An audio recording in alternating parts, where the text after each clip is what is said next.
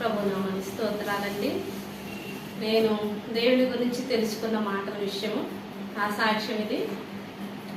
ఎందుకంటే నేను అన్నిరాలే ఒక విధంగా ఏది తెలియని బిడ్డని నేను అసలు ఒక విధంగా అంటే నా గతం తెలుసుకుంటే చాలా విచిత్రమైనది. ఎన్నో పూజలు చేశాను, నేను చాలా చేశాను పూజల విషయాలలోని. పుట్టింటి వారి తరఫున నేను చాలా పూజలు చేసి నా వివాహమైన తర్వాతే నేను దేవుని తెలుసుకోవటం జరిగింది. ఆ విధంగా దేవుడు నన్ను ఇక్కడికి వచ్చిన తర్వాత కూడా కొన్ని రోజులంటే నాకు తెలియదు కాబట్టి ప్రార్థన చేసుకోవటం ఈ విధంగా ఏది తెలియదండి. తెలియకపోవటం వల్ల నేను కొన్ని రోజులు ప్రార్థనలో ఆగిపోయాను. తర్వాత దేవుడు నన్ను అద్భుతంగా ఎంచుకొని దేవుని సన్నిధికి నడిపించుకున్నాడు. దేవుని తెలుసుకున్నాను. దేవుని కృపలో నేను ఈ విధంగా నడుస్తున్నానంటే కేవలం అది దేవుడు కృపే.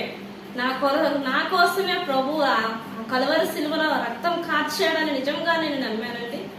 ఎందుకంటే ఈ లోకంలో ఎవరు లేరు, ఎవరిని మనుషులు క్షమించుకోవటమే ఈ లోకంలో కష్టమైనది.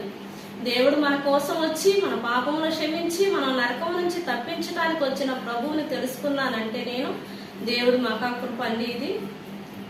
అలాగే నేను ఇంకా ఇలాగే దేవుళ్ళలో కొనసాగాలని దయచేసి నా కోసం మీరు ప్రార్థించండి. చూసేవారు కూడా ప్రార్థించాలని కోరుకుంటున్నాను. అలాగే మీరు అందరూ మారాలని నా ఆశ అండి. ఎవరు కూడా దేవుడి నుంచి తప్పించుకోలేదు. అందరూ దేవుని నమ్ముకోవాలి, దేవుని స్తుతించాలి, దేవుని ఆరాధించాలి.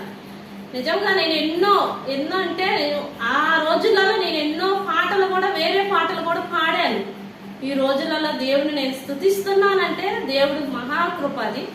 దేవుడి నామాని స్తోత్రాలు. నా కోసం మీరందరూ ప్రార్థించండి. చిన్న సాక్ష్యం దేవుడు దీవించేది కాక. ఆమేన్.